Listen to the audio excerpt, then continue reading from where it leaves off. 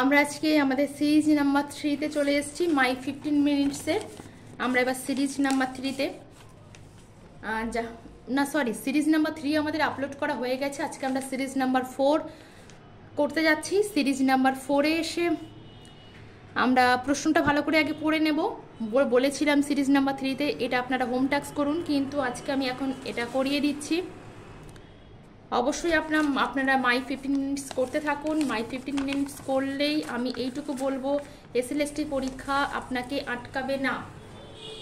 এখানে কি বলা হয়েছে, আমাদের প্রথম কাজ হবে প্রশ্নটা ভীষণ ভালো করে পড়ে নেওয়া। প্রশ্নটা বলা হয়েছে among SiCl4 POCl3 NF3 trans একটা কম্পাউন্ড দিয়েছে, those with zero dipole moment.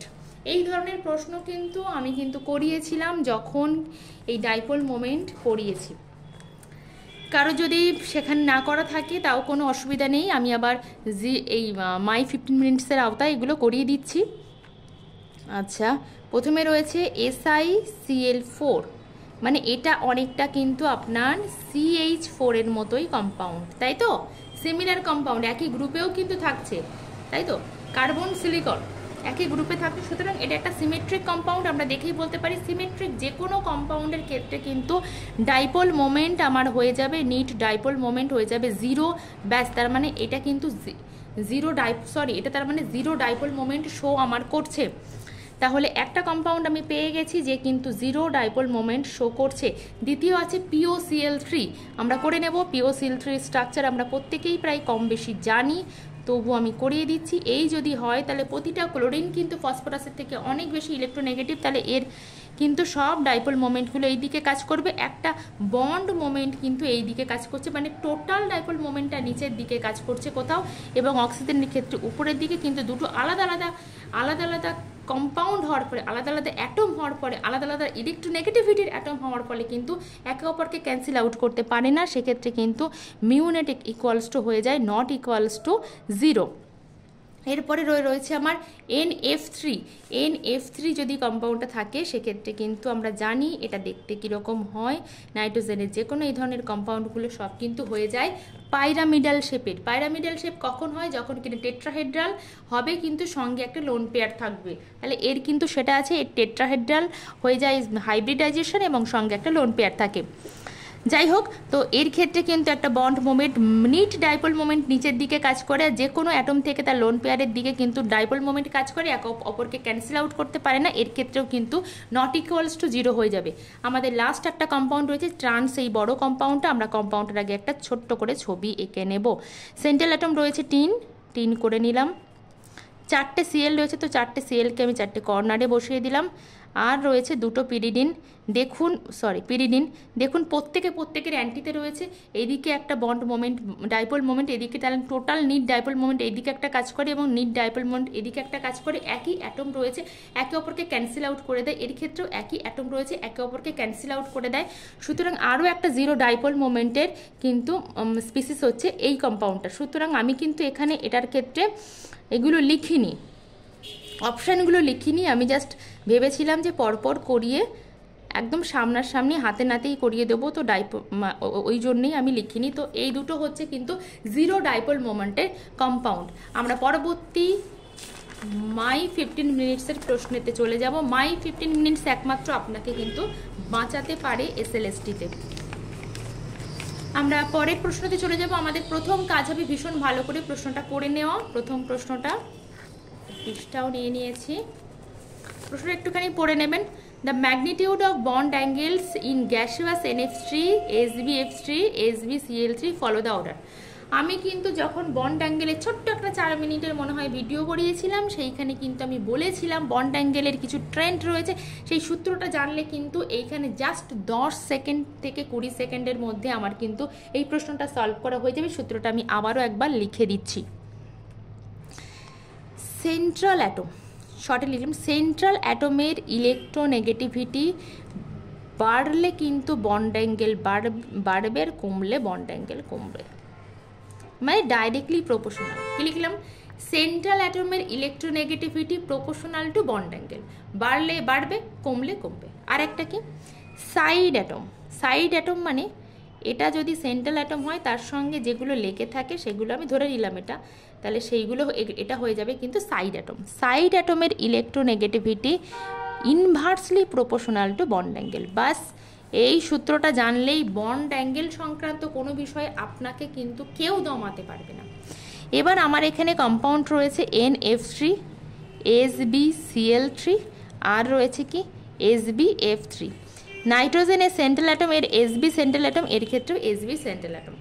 তাহলে এই সবগুলোর ভিতরে নাইট্রোজেন সব থেকে বেশি ইলেকট্রোনেগেটিভ, তাহলে এই সেন্ট্রাল অ্যাটম বেশি ইলেকট্রোনেগেটিভ মানে তার বন্ড অ্যাঙ্গেল বেশি, সুতরাং এই তিনটের ভিতরে এর বন্ড অ্যাঙ্গেল কিন্তু সব থেকে বেশি হবে।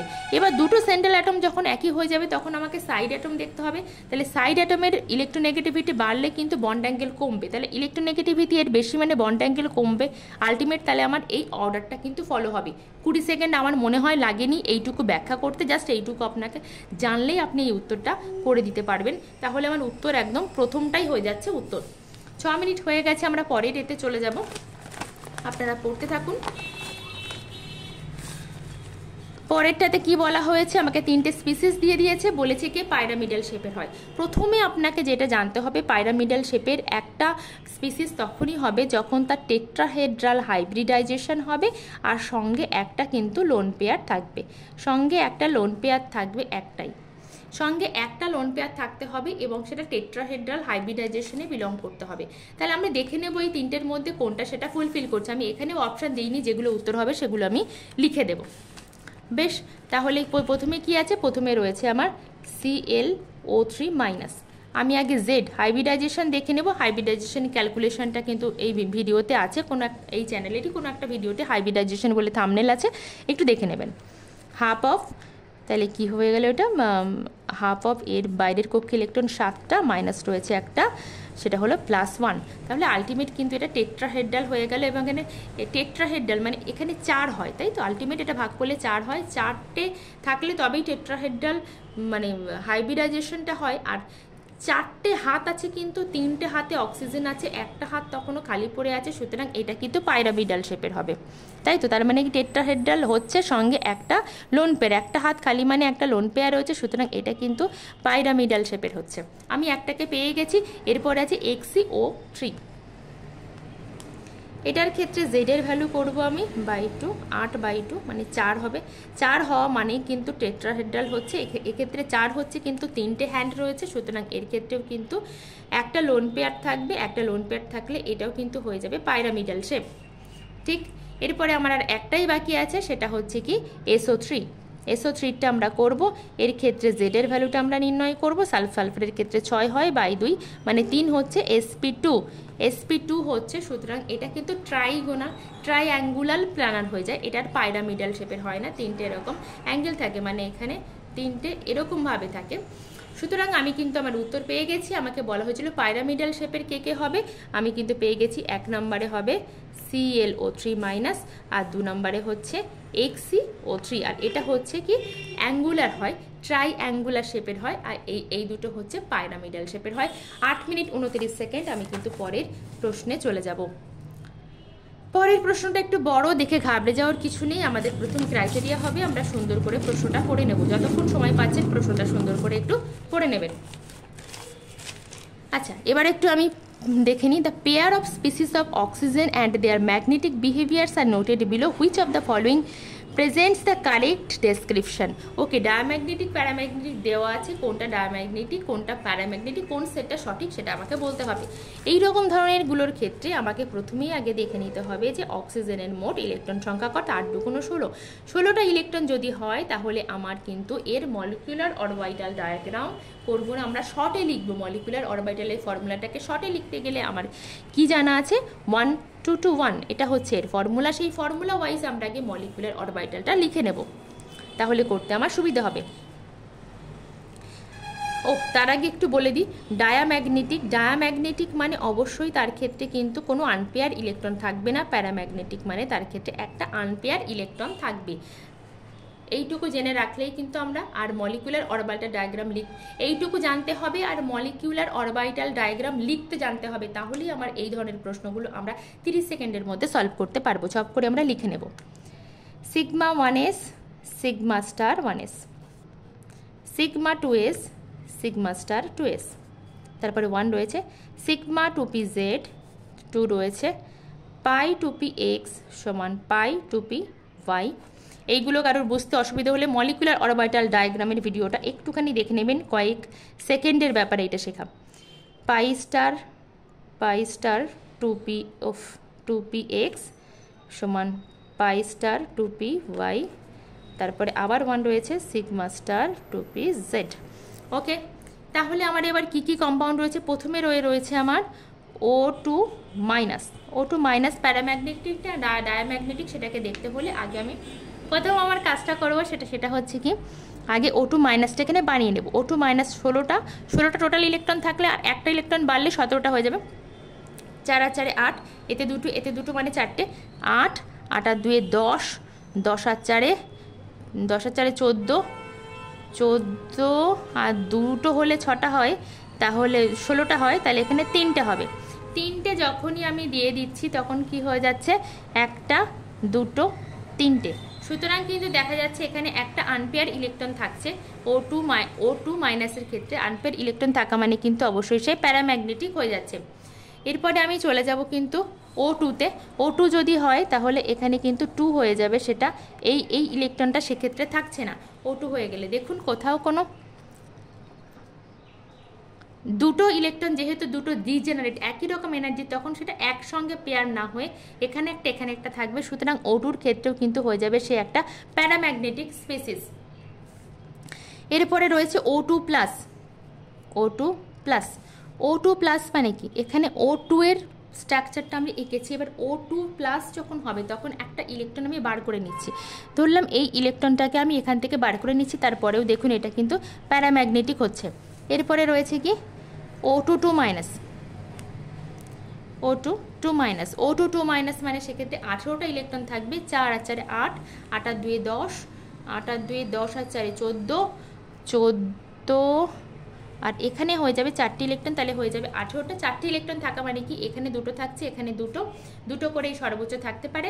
সেক্ষেত্রে এটা কিন্তু কোনো আনপেয়ার ইলেকট্রন থাকছে না, হয়ে যাবে ডায়াম্যাগনেটিক। আমি আশা করি সমস্তগুলো করে ফেলেছি। এবার আমাকে জাস্ট দেখতে হবে যে কোন সেটটা ঠিক। এখানে O2 মাইনাস রয়েছে এবং আর O2 মাইনাস রয়েছে, বলেছে বোথ ডায়াম্যাগনেটিক। না, কখনো ঠিক নয়, কারণ O2 মাইনাস আমি এখানে প্যারাম্যাগনেটিক দেখেছি। তারপরে বলা হয়েছে যে O2 প্লাস এবং O2 মাইনাস বোথ আর প্যারাম্যাগনেটিক। না, O2 মাইনাস হচ্ছে ডায়াম্যাগনেটিক। যা উত্তর হবে তাই হবে ঠিক, যদি কোনোটা ঠিক না হয় তাহলে কোনোটা ঠিক নয়। আচ্ছা, O2 প্লাস এবং O2 মাইনাস মানে O2 মাইনাস দুটোই হচ্ছে বলেছে প্যারাম্যাগনেটিক। হ্যাঁ, দুটোই প্যারাম্যাগনেটিক, এটাও প্যারাম্যাগনেটিক। সুতরাং আমি আমার উত্তর পেয়ে গেছি। পরেরটাতে আমি যাবই না, দেখবই না কি করেছে। 13 মিনিট হয়ে গেছে, আমরা কিন্তু পরের প্রশ্নতে চলে যাব। প্রশ্নটা একটু ভালো করে পড়তে হবে। কি বলেছে, in which of the following pairs of molecules or আয়ন্স the central atoms have sp2 hybridization. Just hybridization কি সেটা জানতে হবে। হাইব্রিডাইজেশনের ছোট্ট একটা ক্যালকুলেশন রয়েছে। ক্যালকুলেশনটা কারো যদি জানা না থাকে একটুখানি চ্যানেলে গিয়ে দেখে নেবেন, তাহলে ঝপ করে এটা কিন্তু করে ফেলা যাবে। আমি ঝটাপট করে দিচ্ছি। এতে রয়েছে কে, এর ক্ষেত্রে যেমন NO2 মাইনাস রয়েছে। NO2 মাইনাসের ক্ষেত্রে নাইট্রোজেনের ক্ষেত্রে হয়ে যাবে 5টা বাইরের ভ্যালেন্সিয়াল ইলেকট্রন থাকে +1/2। আমি কিন্তু সবগুলোরই হাইব্রিডাইজেশন করছি 6/2, মানে সেক্ষেত্রে 3 হয়ে যাবে। sp2 হাইব্রিডাইজেশন অবশ্য NO2 মাইনাস sp2তে গেল NH3। আমি বলেই দিতে পারি, এটা আমার মুখস্থ। আমি টেট্রাহেড্রাল, কেন টেট্রাহেড্রাল বললাম, নাইট্রোজেনের ক্ষেত্রে 5টা, এর ক্ষেত্রে মনোভ্যালেন্ট 3টে, /2 তাহলে হয়ে যাবে 4 হলে কিন্তু sp3 হবে। সুতরাং কিন্তু sp2 দুটো হচ্ছে না, এটা কিন্তু আমার বাদ চলে গেল অলরেডি। কিন্তু এটা কিন্তু ছিল আমার sp2। তাহলে এবারে BF3তে চলে যাব। BF3 ক্ষেত্রে Z এর ভ্যালুটা আমি দেখে নেব। Z এর ভ্যালুটা দেখে নিচ্ছি। হাইড্রোজেন, হিলিয়াম, লিথিয়াম, বেরিলিয়াম, বোরনের 5 হলে এখানে হয়ে যাবে 3 যুক্ত 3 মনোভ্যালেন্ট /2, সুতরাং 3 হয়ে যাবে। sp2 তাহলে দুটোই sp2, এটাও sp2 অলরেডি ছিল, এটাও sp2 পেয়ে গেলাম। আমি আমার উত্তর পেয়ে গেছি। পরেরটা আমি আর দেখতে যাব না। 14 মিনিট 33 সেকেন্ড। এর পরেরটা একটু বড় আছে, সুতরাং এটা আপনারা দেখে করতে থাকুন, আমি পরের ভিডিওতে করছি। একটা কথা মনে রাখবেন, মাই 15 মিনিটস কিন্তু আপনাকে বাঁচিয়ে দিতে পারে যে কোনো রকম অপ্রীতিকর পরিস্থিতি থেকে। সুতরাং মাই 15 মিনিটসের সমস্ত সিরিজগুলো পরপর দেখতে থাকবেন। আর আমাদের ইনঅর্গানিকের একদম ব্যাকবোন যাকে বলতে পারি, মেরুদণ্ড, সেই কেমিক্যাল বন্ডিং এবং কেমিক্যাল পিরিয়ডিসিটি আমাদের শেষ হয়ে গেছে প্রায়। আর কেমিক্যাল পিরিয়ডিসিটির একটুখানি অংশ বাকি আছে, আমি আজকেই করিয়ে দেবো। পরস্পর ভিডিওগুলো দেখতে থাকুন।